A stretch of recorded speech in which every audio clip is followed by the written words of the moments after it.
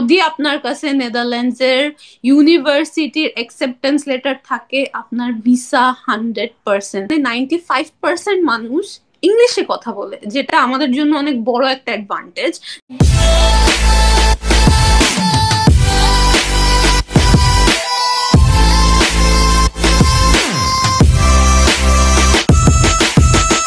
Hello, আসসালামু আলাইকুম। Welcome to channel 2025 এ সবাইকে স্বাগত জানাচ্ছি নতুন একটা ভিডিওতে। আজকের ভিডিওতে আমরা টাইটেল এবং থাম্বনেল দেখে বুঝতে পেরেছেন আমরা কি নিয়ে কথা বলবো। আমরা আজকে ইউরোপের জনপ্রিয় দেশ নেদারল্যান্ডে কথা বলছি, কারণ ইউরোপে কিন্তু অনেকগুলো দেশের বিভিন্ন ধরনের rules regulation, tuition fees, budget সবকিছু ভিন্ন ভিন্ন রুলস আছে। তো আজকে আমরা পার্টিকুলারলি নেদারল্যান্ডে কথা বলবো। আমাদের সাথে অতিথি আছেন যিনি কিনা নেদারল্যান্ডে বর্তমানে পড়াশোনা করছেন। এটা আমাদের সেকেন্ড এপিসোড। এর আগে আমরা পর্তুগালে কথা বলেছিলাম। আপনারা যারা পর্তুগালের এপিসোড দেখেননি তারা আই বাটনে ক্লিক করতে পারেন, অথবা আপনাদের কমেন্ট সেকশন আমি দিয়ে দিব, পিন কমেন্টে। তো আমি দেরি করছি না, তো আমি স্বাগত জানাচ্ছি আজকে আমাদের অতিথি আম, ফারিয়া মারেক অধরা, যিনি বর্তমানে হচ্ছে নেদারল্যান্ডে মাস্টার্স করছেন। তো আমি ফারিয়ার কাছে সরাসরি চলে যাব, যে আপনি যদি কাইন্ডলি আপনার শর্ট ইন্ট্রোডাকশন দেন যে আপনি আসলে কি করেছেন এবং বর্তমানে কি করছেন, কোথায় পড়াশোনা করছেন, কি সাবজেক্টে পড়াশোনা করছেন। তারপর আমি সরাসরি প্রশ্ন চলে যাব। জি। হ্যালো, আসসালামু আলাইকুম। আমি ফারিয়া মালেক অধরা বলছি নেদারল্যান্ডস থেকে। আমি বর্তমানে নেদারল্যান্ডসের রটারডাম ইউনিভার্সিটি অফ অ্যাপ্লাইড সায়েন্সে আছি। মাস্টার্স করছি সাপ্লাই চেইন ম্যানেজমেন্টে, ইন্টারন্যাশনাল সাপ্লাই চেইন ম্যানেজমেন্টে। আমার 1 ইয়ার প্লাস হয়েছে আমি এখানে এসেছি। আর হচ্ছে আমি এখন অলমোস্ট আমার মাস্টার্স কমপ্লিট করার পর্যায়ে রয়েছি। আচ্ছা, আচ্ছা, এটাই আচ্ছা, আর আচ্ছা, কি। আচ্ছা, আচ্ছা, আচ্ছা। তো আমরা যেটা শুনলেন যে মাস্টার্স করছে, তো আমি আসলে নেদারল্যান্ডে আজকে আমাদের যে পডকাস্টের মধ্যে আমরা চেষ্টা করব নেদারল্যান্ডে আসলে কি কি সুযোগ সুবিধা আছে বা কেন নেদারল্যান্ডে যাওয়া উচিত। আমাদের প্রথম যে প্রশ্নটা আসলে কেন নেদারল্যান্ড, মানে এতগুলো দেশ আছে, যেহেতু আমরা জানি জার্মানি আছে, ইংলিশ স্পিকিং কান্ট্রি আছে, তো নেদারল্যান্ডটা চুজ করার মানে মূল কারণটা কি ছিল? আচ্ছা, যদি বলতে হয় নেদারল্যান্ডস কেন, আসলে নেদারল্যান্ডস অনেক উন্নত একটা ইউরোপিয়ান কান্ট্রি, এটা সবাই কম বেশি জানেন। ওয়েস্টার্ন ইউরোপ বলা হয় এটাকে। আর এখানে অনেক অ্যাডভান্টেজ হচ্ছে, এখানে 95% মানুষ ইংলিশে কথা বলে, যেটা আমাদের জন্য অনেক বড় একটা অ্যাডভান্টেজ, যেটা আপনি অন্য আদার ইউরোপিয়ান কান্ট্রিতে গেলে সহজেই পাবেন না, যারা ইংলিশ অ্যাকসেপ্ট করে।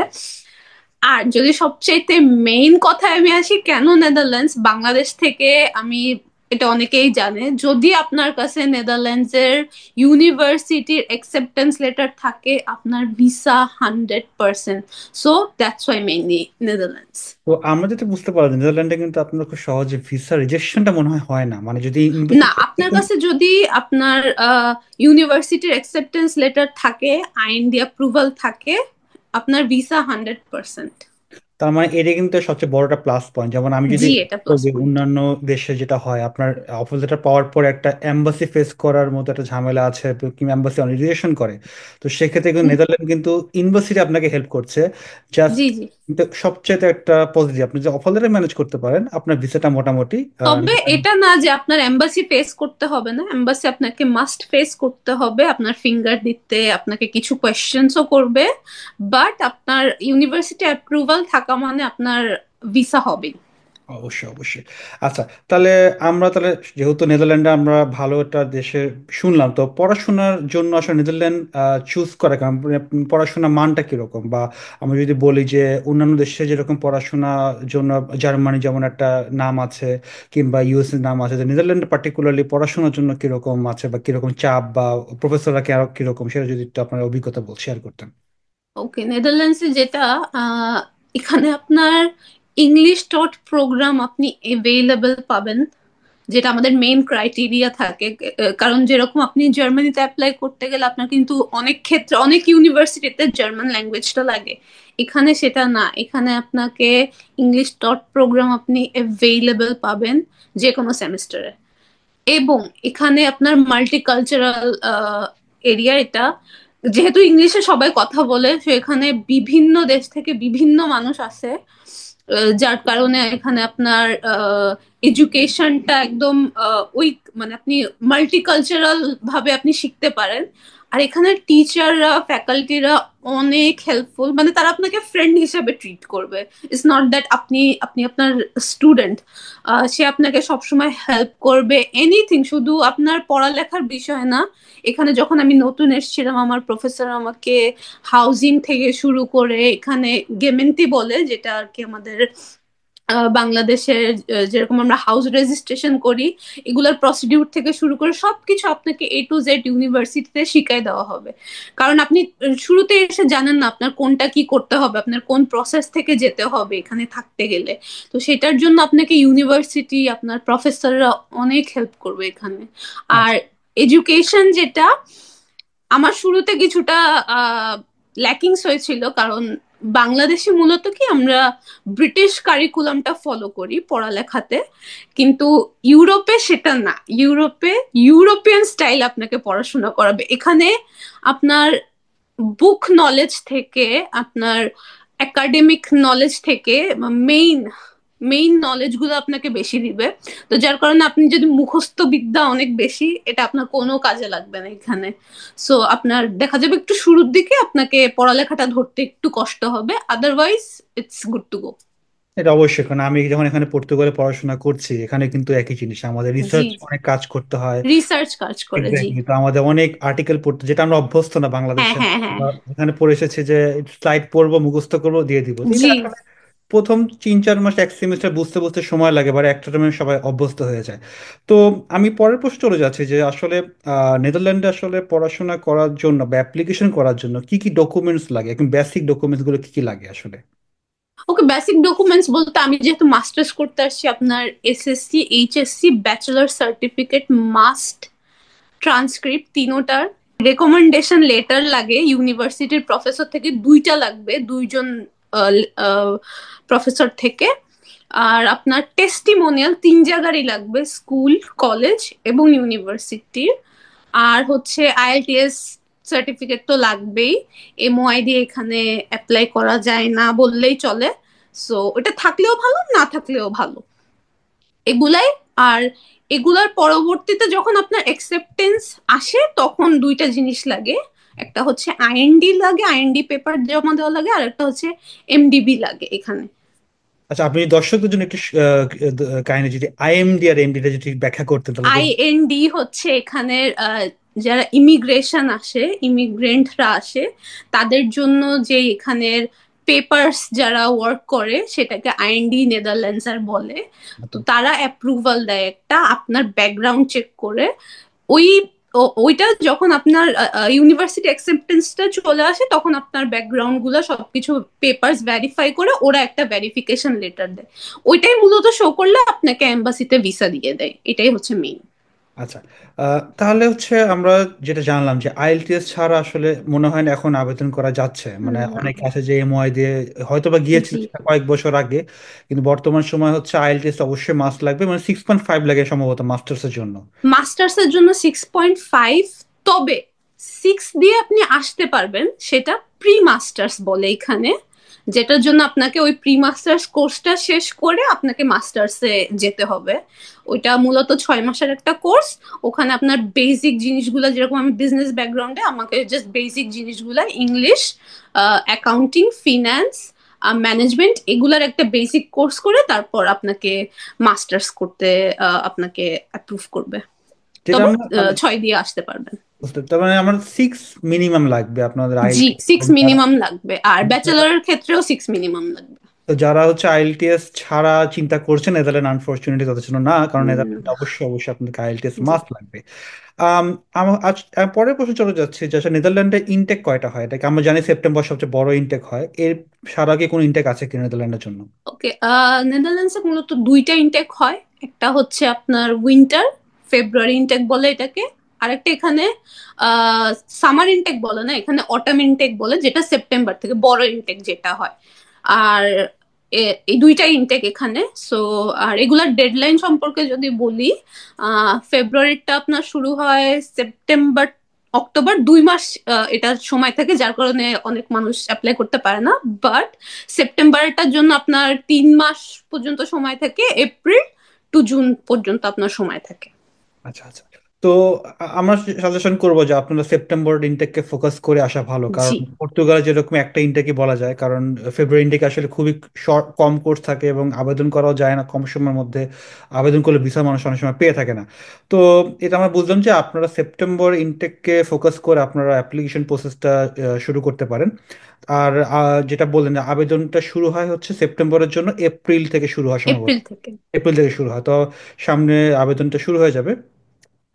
আর মানুষের নেদারল্যান্ড যাওয়ার পর সবচেয়ে বড় যে প্রশ্নটা, পার্ট টাইম জব। তো সেক্ষেত্রে যেহেতু আপনি 1 বছর ধরে আছেন, বা আপনার এক্সপিরিয়েন্সটা কি, পার্ট টাইম জবে কেমন অপরচুনিটি আছে বা কিরকম ইনকাম হয়, একটা অ্যাভারেজ যদি আপনি অ্যাপ্রক্সিমেটলি বলেন, কারণ অবশ্যই তারতম্য করে। তো আপনার অভিজ্ঞতা থেকে যদি বলতেন। যখন আপনি স্টুডেন্ট ভিসায় নেদারল্যান্ডসে আসবেন, আপনাকে যখন যে রেসিডেন্স পারমিটটা দেওয়া হবে ওটার পিছনে স্পষ্ট ভাষায় লেখা থাকবে আপনি 16 ঘন্টার বেশি এখানে লিগালি কাজ করতে পারবেন না। তবে এখানে কিছু জিনিস আছে, যেমন আমরা যখন নতুন এসেছি তখন আপনি চেম্বার অফ কমার্স থেকে আপনি বিজনেস করবেন বলে শো করে আপনি আপনার একটা লাইসেন্স নিতে পারেন কাজ করার জন্য, যে আপনি এরকম বিজনেসের জন্য আপনি আপনার 16 ঘন্টা থেকে বেশি কাজ করতে হইতে পারে। এই চেম্বার অফ কমার্স আপনাকে একটা নাম্বার দিবে, যেটাকে আপনার কেভিকে নাম্বার বলা হয়। তো এই নাম্বারটা নিয়ে আপনি বিভিন্ন এজেন্সির মাধ্যমে কাজ করতে পারবেন, ফ্রিল্যান্সিং কাজ। তো এটার জন্য মূলত আর কি টেম্পার আছে, ইয়াং ওয়ান্স আছে।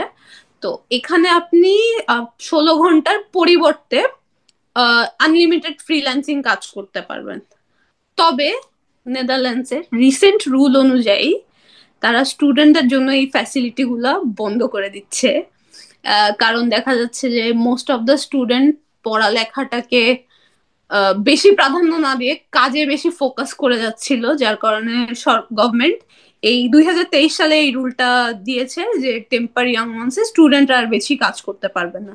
তবে তারা 16 ঘন্টাকে এখন 32 ঘন্টায় কনভার্ট করে দিয়েছে। তো যার কারণে আপনি লিগালি এখন 32 ঘন্টা কাজ করতে পারবেন। তবে যদি আপনার কেভিকে থাকে আপনি অনায়াসে বিজনেসের জন্য আপনার সময়টা ব্যয় করতে পারবেন, বাট কোনো এজেন্সির আন্ডারে আপনি এখন আর কাজ করতে পারবেন না। আচ্ছা আর সেকেন্ড যে বিষয়টা, এখানে আওয়ারলি পেমেন্ট করে যে কোনো কাজের, যে কোনো অড কাজ আপনি করতে পারবেন। আওয়ারলি পেমেন্টটা অন্যান্য ইউরোপের থেকে হ্যাঁ নেদারল্যান্ডসে অনেক বেশি। আপনি যদি অন্য ইউরোপে একটা ক্লিনিং এর কাজ থেকে আমি শুরু করি, ক্লিনিং এর কাজে আপনাকে ধরেন 12 কি 13 টাকা দিবে, ইউরো দিবে, কিন্তু নেদারল্যান্ডসে সেটা আপনার 18 19 20 টাকাও দেয়। কেটারিং এ পর্যন্ত আপনাকে 25 টাকা করে দিয়ে দিবে। সো এখানে হ্যাঁ আওয়ারলি পেমেন্ট অন্যান্য ইউরোপ কান্ট্রি থেকে একটু বেশি। তবে হ্যাঁ ট্যাক্সও এখানে বেশি, এটাই আর কি। আচ্ছা, ধন্যবাদ। তাহলে আমরা যেটা বুঝলাম যে উনি যেটা বলছিল 16 ঘন্টাকে যেহেতু 32 ঘন্টা করেছে, তার মানে আপনার পড়াশোনাকে ঠিক রেখে মানুষ চাইলে অনেক কাজটা করতে পারে, ব্যালেন্স করতে পারবে আর কি, যদি জি তারা জি। balance করতে পারে আর কি। তাহলে পরে যে প্রশ্নটা, যেহেতু এখানে যেটা বললেন যে আওয়ারলি রেট বেশি বা ট্যাক্সও বেশি, তো এখানে আপনার লিভিং কস্টটা কিরকম? তাহলে এখানে যে কস্টিং এর ব্যাপার আছে, যে এটা শহর শহর ভেদে এটা অবশ্যই নির্ভর করে, শহর ভেদে। জি তো যদি কিনা বড় শহরে যেগুলো যেগুলো হয় আর কি, আমস্টারডাম কিংবা রটারডাম, যেখানে আপনি মনে হয় আছেন বা আপনি জানি না জি। আপনি আছেন, তো এইখানে আপনার খরচটা তারতম্য কিরকম হয়, বা যদি কিরকম সেভিংস করতে পারে যারা জব, পার্ট টাইম জব করে, বা মানে তারা যদি একটা ফিনান্সিয়াল যারা প্ল্যান করছে, টিউশন ফি দেওয়াটা পসিবল কিনা, নাকি বাসা থেকে আনতে হবে, এই ব্যাপারগুলো একটু যদি বলতেন আর কি। ওকে, প্রথমে হাউজিং কস্টের ব্যাপারে বলি। হাউজিং কস্ট থেকে বড় কথা হচ্ছে এখানে হাউজিং ক্রাইসিস অনেক, কারণ হচ্ছে এখানে মাল্টিকালচারাল পিপল থাকে। তো দেখা যাচ্ছে মেইন মেইন সিটি যেগুলো আমস্টারডাম, রটারডাম, উটরেক, ডেন হ্যাগ, এগুলাতে বাসার ক্রাইসিস অনেক বেশি। একটা ইন্টারন্যাশনাল মানুষ যখন বাসা সার্চ করতে যায় মিনিমাম 2 মাস আগে থেকে তার বাসা দেখা লাগে। তো বাসার যেরকম ক্রাইসিস অনেক, বাসা ভাড়াটাও অনেক এক্সপেন্সিভ। এখানে আপনি যদি পার পার্সন যদি আপনি একটা রুম হিসাব করেন তাহলে আপনার মিনিমাম 500 থেকে 600 টাকা আপনার বাজেট থাকতে হবে ভালো সিটিতে থাকতে গেলে। আর ফ্যামিলি বাসার ক্ষেত্রে সেগুলো অন্যান্য, বা স্টুডিওর ক্ষেত্রে এগুলো 1000 প্লাস হইতে পারে। তো হ্যাঁ লিভিং কস্টটা অনেক বেশি। তবে হ্যাঁ কাজ করলে আপনি দিতে পারবেন লিভিং কস্ট। আর সেকেন্ড যেটা জিজ্ঞাসা করলেন টিউশন ফি কাজ করে করা যাবে কিনা, এটা স্পেসিফিক অ্যান্সার, ডিরেক্ট অ্যান্সার হচ্ছে না। যদি আপনার প্যারেন্টস আপনার টিউশন ফি বেয়ার করে, গুড টু গো। বাট এখানে কাজ করে লিভিং এক্সপেন্স দিয়ে টিউশন ফিটা দেওয়া, যদি আপনি উইদাউট স্কলারশিপ, আই মিন এখানে স্কলারশিপের অপশন পার্টিকুলার ইউনিভার্সিটি গুলাতে নেই, তবে যদি টিউশন ফি দিয়ে পড়েন, আমি বলবো যে না, আপনি কাজ করে পারবেন না সেটা তো। হ্যাঁ, কারণ আপনি জানেন যে নেদারল্যান্ড টিউশন ফি একটু অন্যান্য ইউরোপিয়ান কান্ট্রি থেকে একটু বেশি, যেহেতু জি। Expensive country. তো আপনি যেহেতু কাজ করে আপনার নিজের living expense plus tuition fee manage করে একটু কষ্টসাধ্য হবে, এটা অবশ্যই আপনার চিন্তা করে আপনার নেদারল্যান্ড চয়েস করা ভালো আর কি। পরের যে প্রশ্নটা যেটা আসে যে পড়াশোনা শেষে জবের অপরচুনিটি কিরকম, যারা কিন্তু সাকসেসফুলি পড়ালেখাটা শেষ করছে তাদের আসলে কি পজিশন জব করছেন, কিংবা আসলে জব পাওয়া যায় কিনা, প্রফেশনাল জব বা যেই জবগুলো অফিস জব যেটাকে আমরা বলে থাকি, সে অপরচুনিটি কিরকম মনে হচ্ছে আপনার এক্সপিরিয়েন্স থেকে? ওকে, এখানে যেটা আপনি গ্রাজুয়েশনের পর আপনাকে এখানে 1 ইয়ার জব সিকিং ভিসা দেওয়া হয়, যেটাকে এখানে অপরচুনিটি ইয়ার বলা হয়ে থাকে এখানে। তো ওই 1 ইয়ারের মধ্যে আপনাকে আপনার রিলেটেড সাবজেক্টের মধ্যে আহ, কাজ ম্যানেজ করতে হবে। আর উইথ সেটা আপনার কোম্পানি আপনাকে স্পন্সর করতে হবে, তাহলে আপনাকে তারা পিআর এর সুযোগ দিবে, যেটা 5 বছরের হয়ে থাকে পরবর্তী। আহ, তবে আমার এক্সপিরিয়েন্স থেকে যেটা, আমি যেহেতু সাপ্লাই চেইন ম্যানেজমেন্টে পড়ালেখা করছি, লজিস্টিক্স মেইনলি, আমি অলরেডি কাজ করছি লজিস্টিক্স ওয়্যার হাউসে ওখানে। আর আমি যেগুলা আমার অ্যালুমনাই থেকে যত কিছু দেখেছি, তারা প্রত্যেকেই, যারা গ্রাজুয়েশন শেষ করেছেন, প্রত্যেকেই কম বেশি ভালো কোম্পানিতে লজিস্টিক্স সাপ্লাই চেইন ম্যানেজার হিসাবে কাজ করছে। তো হ্যাঁ, অপরচুনিটি অনেক ভালো আছে, কারণ এখানে ইংলিশ স্পিকিং কান্ট্রি, সো অফিসগুলোতেও আপনার ইংলিশই। তো আপনি যদি ওয়েল ডান পড়াশোনা করতে পারেন, এবং খুব বেশি যে অনেক হায়ার সিজিপিএ হইতে হবে এখানে ম্যাটার করে না। আপনার ভালো এক্সপিরিয়েন্স থাকলে, আপনার এক্সপিরিয়েন্স ভালো থাকলে, কমিউনিকেশন স্কিল ভালো থাকলে, আপনি জব ম্যানেজ করতে পারবেন ইনশাল্লাহ। তার মানে হচ্ছে পড়াশোনাটাকে তাকে শেষ করতেই হবে, যেটা কিনা আমরা জি। অনেক মানুষজন, যেটা আমরা পড়াশোনাটা অনেক সময় ছেড়ে দিচ্ছি বা চিন্তা ভাবনা করছি। আর আপনি যদি পড়ালেখা শেষ করবেন ঠিক মতো, তাহলে আপনার জন্য খুব ভালো অপরচুনিটি অবশ্যই ওয়েট করছে। আমি ছোট্ট একটা বিষয় যেটা আমি অ্যাড করতে চেয়েছিলাম, যেটা পারিনি, সেটা হচ্ছে যে হাউজিং ক্রাইসিসটা। আপনার যারা হচ্ছে মানুষজন অফার লেটার পাবে ইউনিভার্সিটি থেকে, ইউনিভার্সিটি কোনো হেল্প করবে তাদের হোস্টেল বা অ্যাকোমোডেশনের জন্য ইউনিভার্সিটি ক্ষেত্রে, নাকি তাকে আলাদাভাবে অ্যাকোমোডেশনটা খুঁজে খুঁজে নিতে হবে? আচ্ছা, এখানে মোস্ট অফ দ্য ইউনিভার্সিটি আপনাকে হাউজিং এর বিষয় হেল্প করে না, তবে পার্টিকুলার কিছু ইউনিভার্সিটি আছে যেখানে আপনি যখন অ্যাপ্লিকেশন শুরু করবেন, তখন থেকেই আপনার হাউজিং এর জন্য অ্যাপ্লিকেশন শুরু করে দিতে হবে। কারণ এখানে এত বেশি ক্রাইসিস যে আপনি এসেই তখন ইউনিভার্সিটি আপনাকে ম্যানেজ করে দিতে পারবেন না। সো যখন আপনি অ্যাপ্লিকেশন শুরু করছেন, ওই মোমেন্ট থেকে আপনার হাউজিং এর জন্য অ্যাপ্লিকেশন শুরু করতে হবে। কিন্তু এগুলা সব ইউনিভার্সিটির ক্ষেত্রে না, কিছু কিছু ইউনিভার্সিটি অফার করে হাউজিং সুবিধাটা। এই প্রশ্নটা হচ্ছে অনেকেই করে আর কি। আমি জানি না এটা আপনি কতটুকু আপনি ধারণা দিতে পারবেন যে ক্রেডিট ট্রান্সফার কি পসিবল কিনা। যে ক্রেডিট ট্রান্সফার বলতে বোঝাচ্ছে যে অনেকে বাংলাদেশ থেকে ক্রেডিট ট্রান্সফার করতে চায়, অনেকে বিভিন্ন ইউরোপিয়ান কান্ট্রি থেকে ট্রান্সফার করতে চায়, এটা কি পসিবল কিনা, নাকি এটা আসলে সুযোগটা সেরকম নেই? আমরা একটা ইরাসমাস একটা প্রোগ্রাম আছে যারা কিনা ইউরোপে একটা কান্ট্রিতে একটা সেমিস্টার করতে পারে, সেটা পর্তুগালেও আছে, এর অনেক কান্ট্রিতে আছে। কিন্তু জাস্ট কেউ কি এরকম পসিবল কি দেখেছেন আপনি যে সরাসরি ক্রেডিট ট্রান্সফার করেছেন বা এমন কিছু? আহ আমি যতটুকু জানি, না করা যায় না, বাংলাদেশ থেকে তো নাই। এবং আপনি যদি ইউরোপিয়ান কোনো কান্ট্রি থেকে এখানে ট্রান্সফার হতে চান, এটারও অ্যান্সার না। এবং যদি আপনি নেদারল্যান্ডস থেকে অন্য কোথাও শিফট হতে চান, এটারও অ্যান্সার না। কারণ নেদারল্যান্ড আপনাকে অন্য দেশের ক্রেডিট তারা একসেপ্ট করবে না, আপনার এখানেই তাদের স্টাডি কমপ্লিট করতে হবে, সব ক্রেডিট এখানে হতে হবে। আচ্ছা আচ্ছা, ধন্যবাদ। যে প্রশ্নটা সেটা হচ্ছে যে আপনার শহর নির্বাচন বলতে বুঝেছি যে যারা নেদারল্যান্ডে আসার জন্য চিন্তা ভাবনা করছেন, তাদের কোন কোন শহরগুলো আসলে চিন্তা করা উচিত, বড় বড় শহরের যে কটা যদি নাম বলতেন বা সুযোগ সুবিধা বেশি আছে তাহলে। আচ্ছা, তো আমি থাকি মেনলি রটারড্যামে। রটারড্যাম অনেকেই চিনবেন, এটা হচ্ছে ইউরোপের সবচেয়ে বড় পোর্ট সিটি যেটা। তো অবশ্যই সিটি আপনাকে নির্বাচন করে আসতে হবে, কারণ দেখা যায় আপনি যদি অনেক গ্রামাঞ্চলের ইউনিভার্সিটি গুলোতে চলে যান, ওখানে কিন্তু আপনার কাজের অপরচুনিটি অনেক কম থাকে, তখন কিন্তু আপনি লিভিং এক্সপেন্সটাও ওভাবে বিয়ার করতে পারবেন না। সো যদি আপনি নেদারল্যান্ডস চুজ করেই থাকেন, সবচেয়ে ভালো অবশ্যই আমস্টারডাম, এরপরে রটারডাম আছে, ডেনহাইগ আছে, উটরেক আছে। এই সব জায়গাগুলোতে আপনার কাজের অপরচুনিটি অনেক ভালো থাকে। সো ট্রাই করবেন এইসব সিটিগুলোর মধ্যে আসা। আচ্ছা, এর পরবর্তী সময় যে প্রশ্নটা সেটা হচ্ছে যে ইউনিভার্সিটি আসলে যে কস্টিং এর ব্যাপারটা আসলে কিরকম খরচ আসলে, মানে খরচটা আমরা যতটুকু দেখেছি যে যেটা বুঝে এক্সপেন্সিভ, তো নেদারল্যান্ডে সম্ভবত 1 থেকে 1.5 বছরের কোর্সগুলোর মেয়াদ হয়ে থাকে।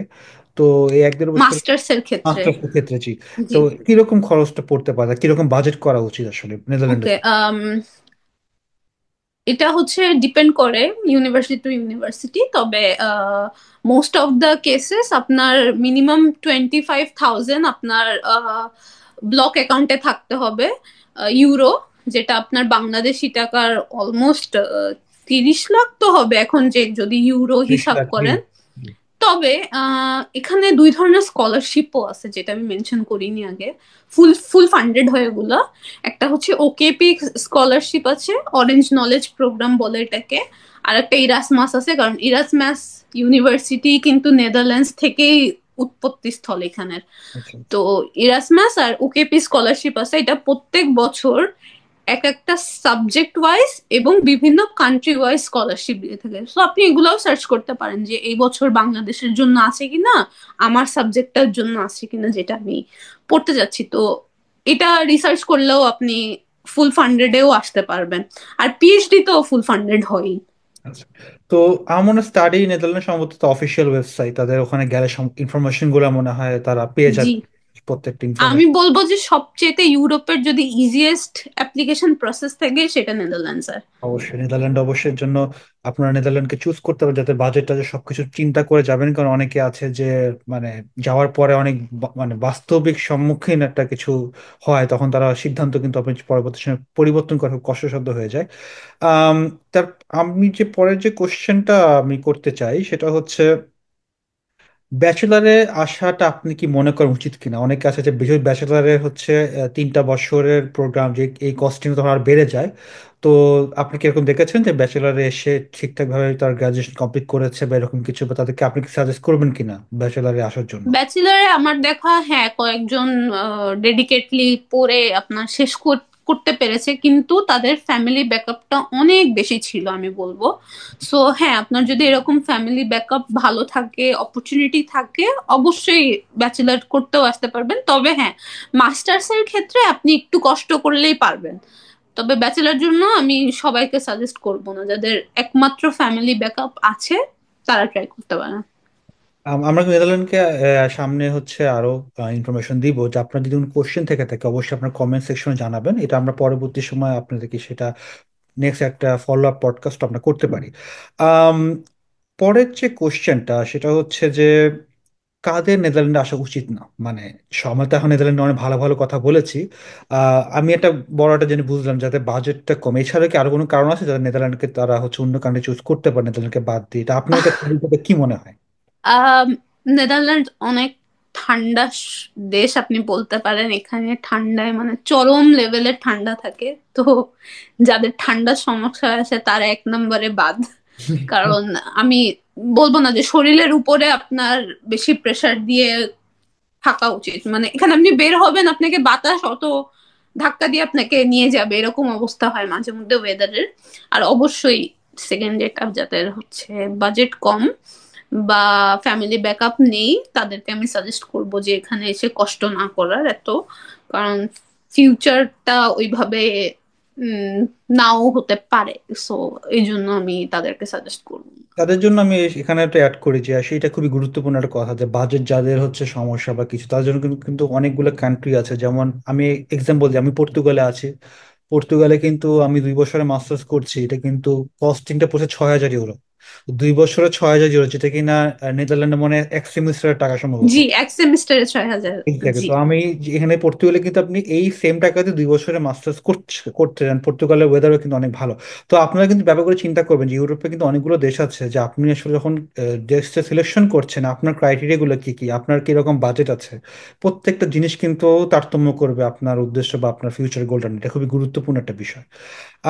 আমরা প্রায় শেষের দিকে চলে এসেছি। আমি হচ্ছে লাস্টের দিকে যে কিছু প্রশ্ন করব, যে ইউনিভার্সিটি সার্টিফিকেটসটা কিরকম গ্রহণযোগ্য সারা ইউরোপে। আমি যতটুকু জানি যে ইউরোপিয়ান সার্টিফিকেটস গুলো সারা বিশ্বে গ্রহণযোগ্য। তারা কি এমনকি কোনো সম্ভাবনা আছে যে সার্টিফিকেটস পাওয়ার পরে তারা অন্য কান্ট্রিতে শিফট করেছে, অন্য কোনো কান্ট্রিতে জবের জন্য তারা গিয়েছে, এরকম কিছু? যে অনেকে আছে যে যারা জার্মানি যেতে চাচ্ছে, পছন্দের দেশ, কিংবা হচ্ছে ফ্রান্স, তাদের জন্য হচ্ছে হয়তো বা তারা সাকসেসফুলি পড়ালেখাটা শেষ করে হয়তো বা তারা যাওয়ার জন্য হইতেও পারে।